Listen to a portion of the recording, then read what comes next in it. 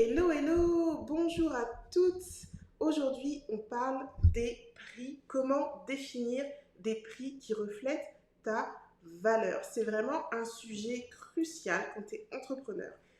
D'être consciente de la valeur de tes créations pour pouvoir vendre à un prix juste. Donc, bienvenue si tu me rejoins sur Facebook par ici, sur Instagram par là. Je suis ravie de vous retrouver. Si c'est la première fois que tu me vois, je suis Olivia Lola, bienvenue. Je suis business coach pour les femmes créatives et je les aide à rentabiliser leur business et à structurer leur business pour qu'elles puissent vivre à 100% de leur création.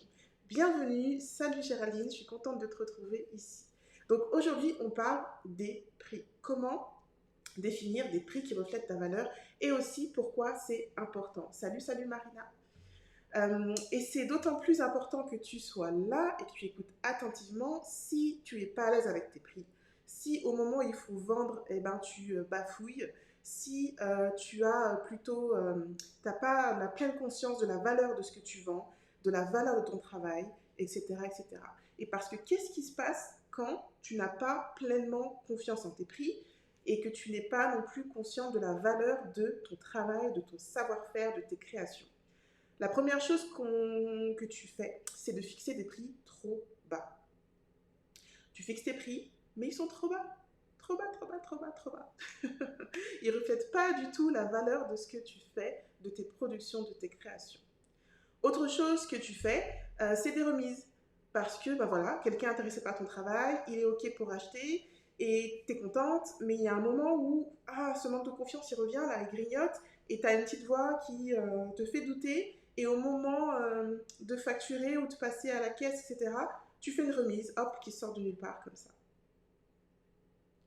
Ou alors, ce qui arrive aussi pas mal, c'est les cadeaux. Des fois, moi, j'aime bien acheter sur Etsy des petits trucs et puis des petits objets aussi pour faire mes gâteaux. Et très souvent, dans les colis que je reçois d'Etsy, j'ai des petits cadeaux. Alors, ça me fait plaisir, mais voilà, c'est un coût derrière, tu vois, ça engendre des choses derrière. Et ça aussi, c'est un indice que tu n'es pas forcément à l'aise avec tes prix et que tu as l'impression qu'il faut que tu donnes plus pour que ton client ait ce qu'il a, que ton client, tu as l'impression qu'il faut que tu donnes plus pour satisfaire ton client, voilà. Autre chose qui arrive aussi, c'est si tu mets en place un système de fidélité, tu mets des réductions beaucoup trop élevées. 30% de remise, 50% de remise, achetez un, vous en avez deux, etc. etc. Et ça aussi, ça plombe ton business. Des systèmes de fidélité qui te coûtent trop cher, ce n'est pas l'idéal pour pérenniser ton entreprise. Et des fois même, tu ne te fais même pas payer. Tu offres le produit, tu offres le service, tu offres la prestation. Parce que voilà, tu te dis, mais je ne vais pas faire payer pour ça. Surtout au début, tu es tellement passionné par ce que tu fais et c'est tellement facile pour toi que tu dis, mais je ne peux pas faire payer pour ça, quoi. Mais ça ne peut pas durer, ça peut pas, on peut pas, tu peux pas. Sur la longueur, tu peux pas. Si tu veux vraiment vivre de ton activité, tu ne peux pas fonctionner comme ça.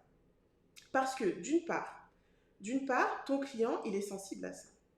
Ton client, tu l'éduques en fait. Et plus tu vas faire des prix bas, plus tu vas faire des remises, et plus lui va s'attendre à avoir des remises et des prix bas. Et tu ne peux pas lui en vouloir. Tu ne peux pas lui en vouloir. Le problème aussi, c'est que quand tu fais des remises comme ça, un peu sur le coup de l'émotion, parce que tu as peur de ne pas vendre, etc., ce qui se passe, c'est que tes prix ne sont pas clairs. Ça embrouille le client. Qu'est-ce qui se passe avec le client une fois qu'il a acheté chez toi? Il a une remise, il est peut-être content. Il va faire quoi? Il va en parler.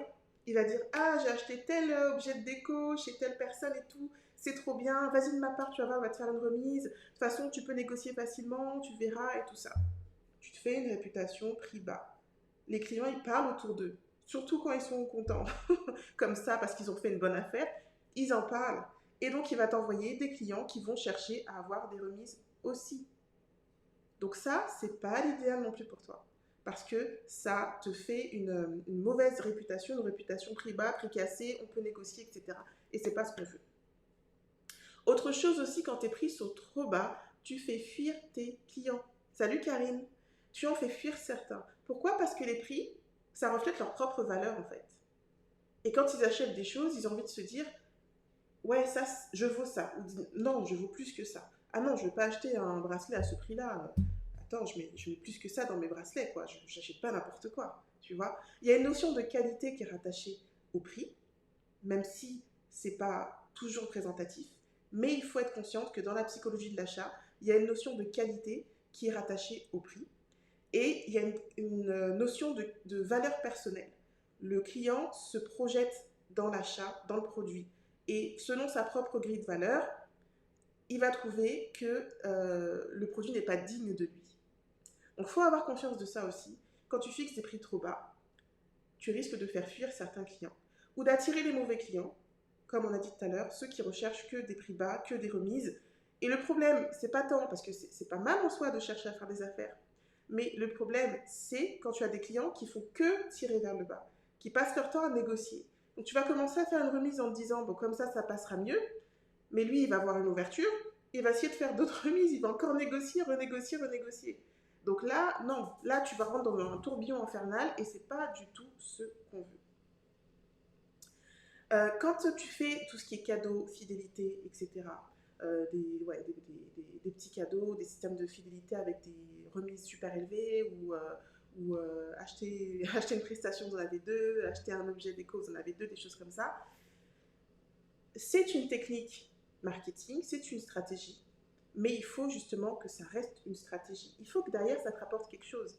C'est pas tout de dire je fais un cadeau pour faire un cadeau. Il faut que ça t'apporte toi quelque chose, que c'est du sens pour ton business, et il faut que ça apporte aussi quelque chose à ton client. Parce que si tu fais un cadeau mais que ton client il s'en fiche, t'as loupé le coche. Moi ça m'arrive de recevoir des cadeaux. L'autre fois, qu'est-ce que j'ai commandé? Ah oui, j'ai commandé j'ai fait un gâteau Kinder, et du coup j'ai commandé les œufs là. Enfin pas les œufs, le truc jaune là, je sais pas comment on appelle ça, le truc jaune dans lequel il y a la surprise. J'ai trouvé ça sur Etsy, j'étais hyper contente.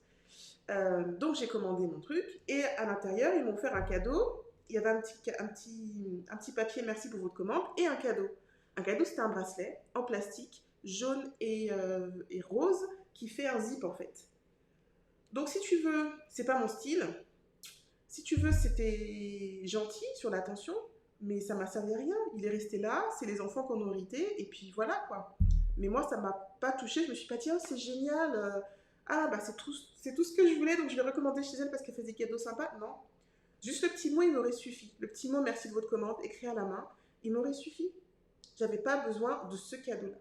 Alors que si elle m'avait offert en cadeau, je sais pas moi, quelque chose de complémentaire à ce que j'avais acheté, une mini version de ce que j'avais acheté, peut-être que là, ça m'aurait davantage plu. Mais juste un cadeau pour avoir un cadeau, ça ne va pas forcément me pousser à acheter davantage. Tu vois. En plus, j'aime pas, j'aime pas avoir des trucs qui me servent à rien à la maison parce que j'aime pas jeter. Et du coup, ça prend de la poussière ou ça prend de la place. Donc, pour le coup, c'était vraiment un mauvais ciblage. Et puis, dans le fond, faire plaisir en offrant des cadeaux, des bonus, des remises et tout ça, peut-être que ça va embellir ton image, mais c'est pas ce qui va payer ton loyer. C'est pas ce qui va payer ton loyer. Donc, il ne faut pas mettre en place des systèmes comme ça de remise, de fidélité, de bonus qui vont plomber ton chiffre d'affaires et plomber tes revenus. Le but, c'est que tu aies une entreprise rentable, pas une entreprise sympa. Ok? Donc, on fait attention à tout ça parce qu'on fait attention à ton image de marque, à ce que le fait de mettre des prix bas ou de casser des prix, faire des remises, ça renvoie comme image de toi. Et au fait que derrière, il faut que tu puisses en vivre. Donc, il faut que ça réponde à une stratégie. Ok? Salut, Minidou Création, contente de te retrouver ici. Voilà. Donc, il y a autre chose aussi qui se joue derrière. C'est comment tu te sens une fois que tu as vendu. Est-ce que tu te sens mal?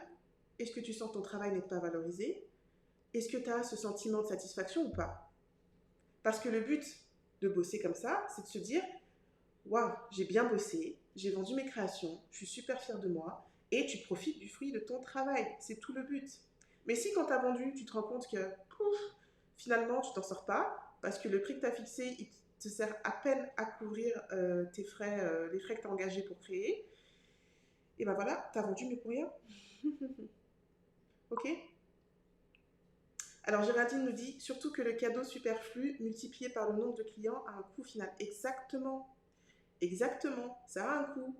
Ça a un coût. C'est pour ça qu'il faut que ça réponde à une stratégie, parce que ça peut être une opération marketing, mais il faut que ça réponde à quelque chose, il faut qu'il y ait un but derrière. Tu vois, si c'est un échantillon pour faire montrer un autre de tes produits, pour faire connaître quelque chose que tu fais qui est nouveau, ça a du sens. Mais si c'est juste un cadeau, comme tu dis, superflu, zéro sens. Juste que ça va te coûter et c'est tout. Ok.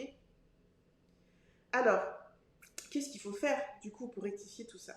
Le truc, c'est que avant de fixer tes prix, avant de fixer tes prix, il faut prendre le temps de réfléchir à la valeur de tes créations. Je vois souvent sur des sites, on met beaucoup ça en avant. Fixe tes prix, savoir calculer ses prix, c'est vraiment comme ça que tu vas pouvoir rentabiliser. Oui et non. Oui et non. Parce que si tu fixes juste tes prix en calculant le coût de tes matières premières, calculant ton coût horaire, tu fais ton savant calcul, tu fais hop, voilà, j'ai le prix de ma création. C'est pas suffisant. Déjà, ton coût horaire, il est souvent trop bas, mais ça, c'est encore un autre sujet. Mais surtout que c'est pas suffisant. Tu la valorises où ton expérience? Tu la valorises où ton expertise? Toutes ces années où tu as trimé pour apprendre à faire ce que tu fais, à avoir ce savoir-faire, il est valorisé où? Toutes les formations que tu as suivies pour arriver à faire ce que tu fais aujourd'hui, c'est valorisé où? Tout ton auto-apprentissage, c'est valorisé où? Quand tu fais juste un calcul, coût de mes charges, coût de mon temps, égal prix de ma création, tu oublies toute ta valeur ajoutée. Tu oublies tout ton savoir-faire. Et ça passe à la trappe. Et puis, il y a aussi une question de positionnement. Ton image de marque, où tu te positionnes, comment tu te positionnes, sur quel type de gamme tu te positionnes. J'avais vu une émission en Capital il y a quelques années qui était juste incroyable parce que c'était à propos des bouteilles d'eau, du prix de l'eau. Et en fait, j'ai découvert, innocente que je suis, qu'il y a des gens qui achètent de l'eau de luxe.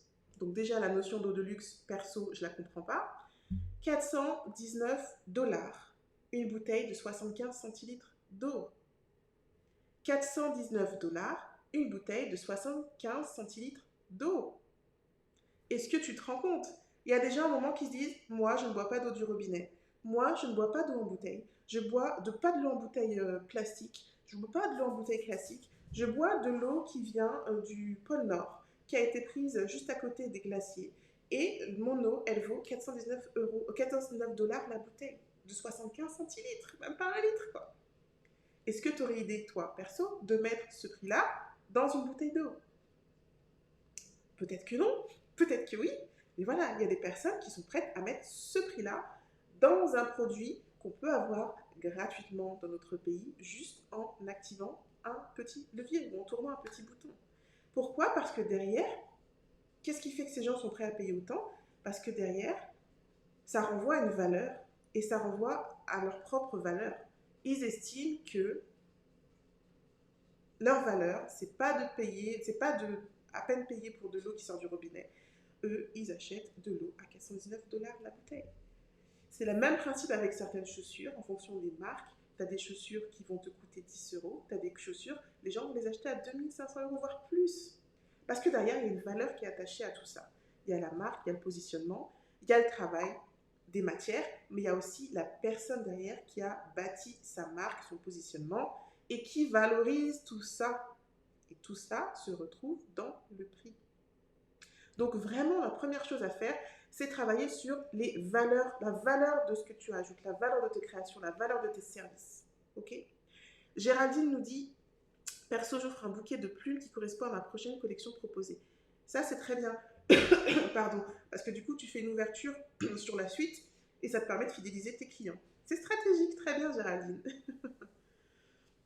Voilà. Donc, la question à te poser, vraiment, pour fixer des prix qui soient justes, juste pour toi, juste pour tes clients, des prix qui reflètent ta valeur, c'est déjà te demander, mais est-ce qu'aujourd'hui, je connais ma valeur? Est-ce que je sais ce que vaut mon produit? Et quand on parle de valeur, c'est quoi? C'est qu'est-ce que ça apporte à mes clients? Qu'est-ce que ça les fait ressentir? Qu'est-ce qu'ils se disent une fois qu'ils ont acheté? Pourquoi à la base ils veulent venir chez moi, ils veulent mon produit, ils veulent mon service? Comment je les fais se sentir? En quoi je les aide à s'élever en fait, d'une façon ou d'une autre? Et quand tu es dans les activités créatives, souvent, on est sur du haut de gamme. Et ça, il faut en avoir conscience.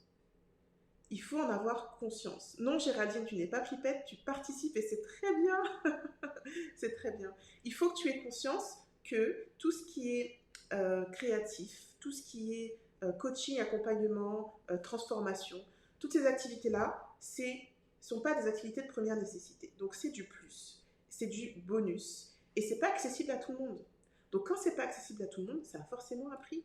Moi, les gâteaux que je fais, c'est du cake design. C'est du cake design. Je fais du design. Donc, mes prix, ce ne sera jamais les prix que tu trouveras dans les centres commerciaux à acheter des gâteaux, tu sais, là, en boulangerie, là. Ni un gâteau de boulangerie. C'est plus que ça. C'est de la pâtisserie design. Je fais de la pâtisserie et de la mode. Tu vois. Donc, il faut juste avoir conscience de la valeur de ton travail, de la valeur et de ce que tu apportes aux personnes, de ce que tu apportes aux clients. Et puis, demande-toi aussi les vraies questions, pose-toi les vraies questions. Aujourd'hui, est-ce que mes ventes me permettent de vivre décemment? C'est-à-dire, est-ce que grâce aux ventes que je fais de mes produits, de mes services, est-ce qu'aujourd'hui je paye mon loyer? Est-ce qu'aujourd'hui j'arrive à mettre à manger sur la table? Est-ce qu'aujourd'hui j'arrive à payer les factures de mon entreprise?